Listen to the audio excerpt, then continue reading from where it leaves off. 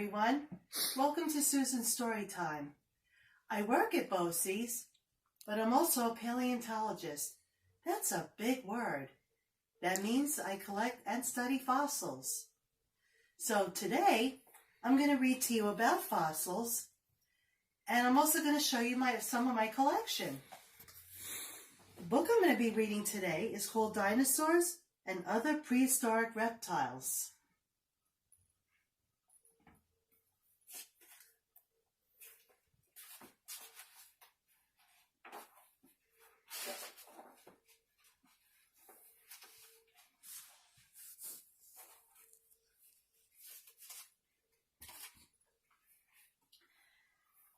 For many millions of years, the dinosaurs were forgotten. Even 160 years ago, no one had ever heard of these huge and wonderful animals. There was not one in the world to be seen. How then did we ever find out about them? Man learned about dinosaurs from fossils and rocks. It was a bit like learning to read. The rocks of the world are like a huge book. The rock layers are its pages. Hidden in them is the story of the world's past. But to learn that story, men had to learn how to read the books of the rocks. In many layers, seashells and bits of bone were packed tightly into the rock.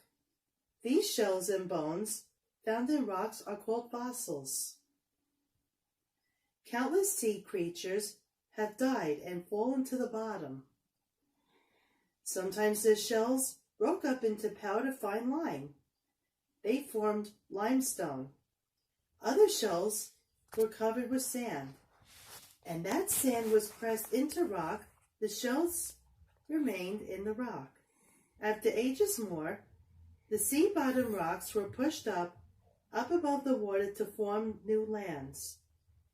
And in those rocks, the shells of ancient animals were hidden, waiting to tell us about themselves. There are many other kinds of fossils too. Any remains of long-gone, once-living things found in the rocks are called fossils. So here's some pictures. Here's one of a lady collecting fossils. Okay, this is what I do. Here's some dinosaur eggs. And from today, that lived long ago too, here's a snake and an alligator.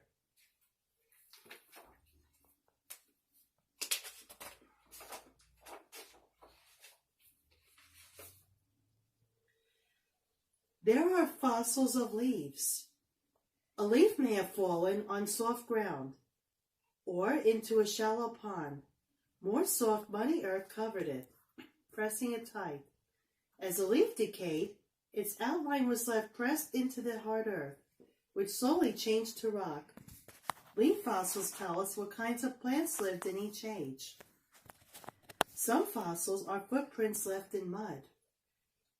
Perhaps you have seen a sidewalk in which someone stepped before the concrete dried.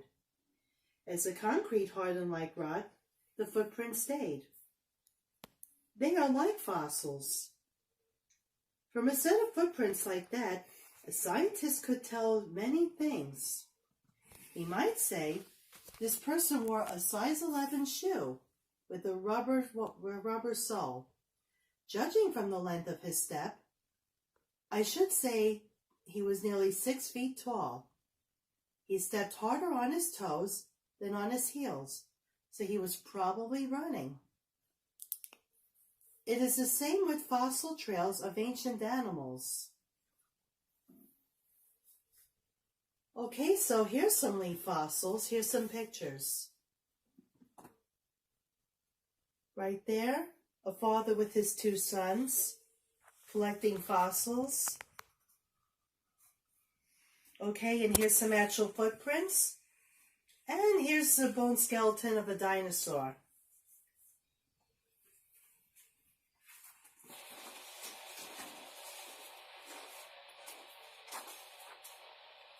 Fossils have been found on every continent.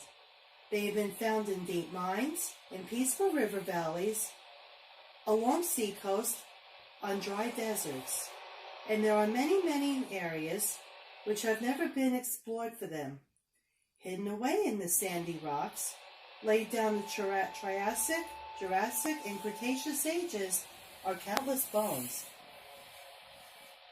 Some may have been waiting for more than 100 million years. You may be the one to find them there. Okay, so here we have pictures of more people looking for fossils. All right, and here's some eggs. And now that I'm done with the book, how would you like to see my collection? Well, my first one is some seashells. Okay, these are ones found at the bottom of the ocean. This one was, maybe 35 million years ago.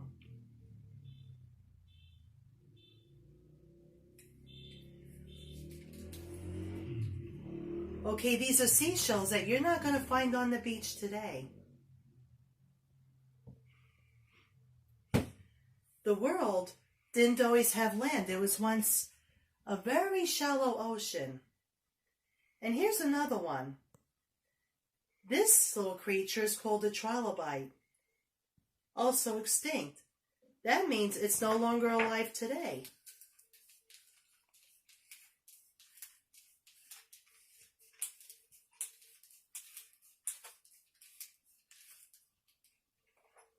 Tri meaning 3 sections. It's got a head, a stomach, and a tail. Okay, for many people who do not know, these were found on the bottom of the ocean, one of the world's first living creatures. This animal also was the first animal to ever have eyes to see things. And remember when we said that leaves were fossils too? Well, here's one.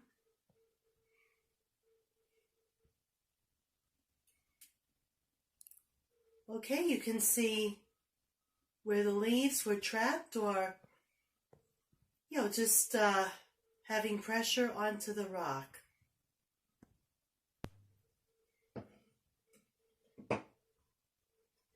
Also, remember we said that bones are like puzzles?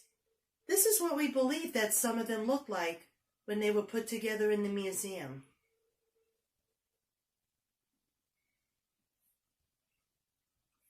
This one is one of my favorites. I found this years ago in a sand quarry in North Carolina, about the size of my hand. In those days, they had sharks.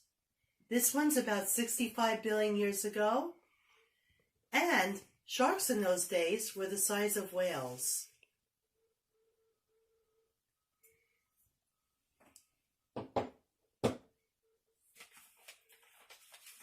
And I have some small pieces, but here are some actual dinosaur bones.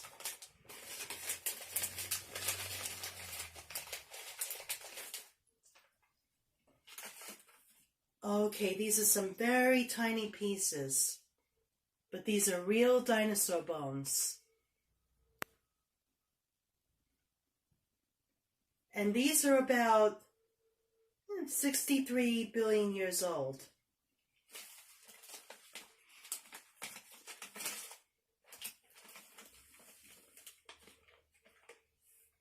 Oh, I almost forgot. From the shark's tooth, this is what a shark looks like.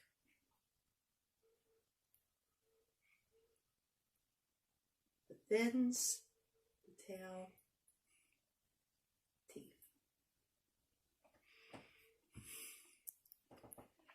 Okay, here's another one. Now, a lot of people can't guess what these are. These look like bullets, but they're not. This is the skeleton of an octopus and squid. Long ago, about 65 billion years ago, they had skeletons, but today they don't.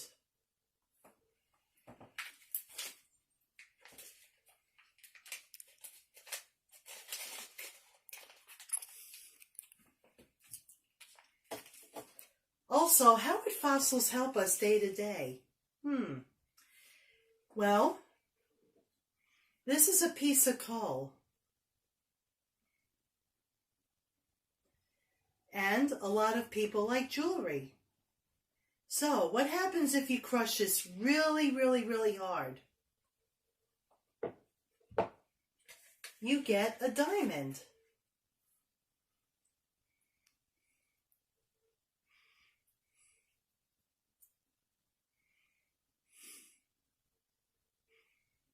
So that is one way that fossils help us.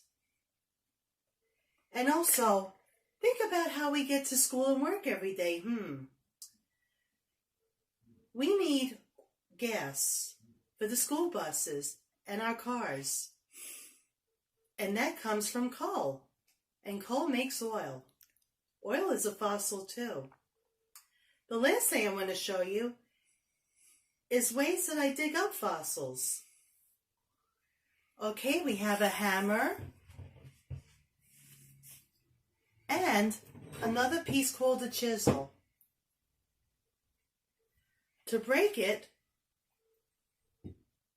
we put the chisel onto the rock, hold tight, hold the edge of the hammer, and bang on it.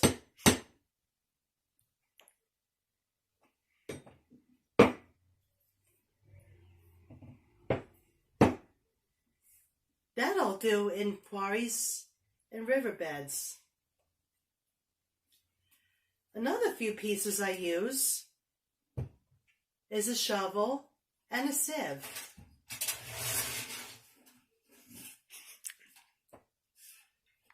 I can go into a stream, lay this down,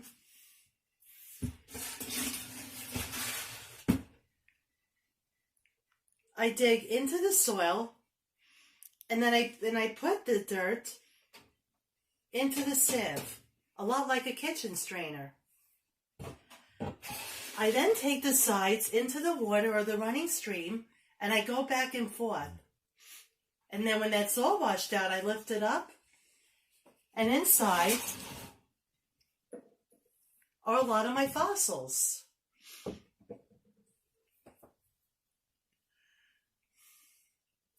And that is the end of our story time for today. You have a very good night.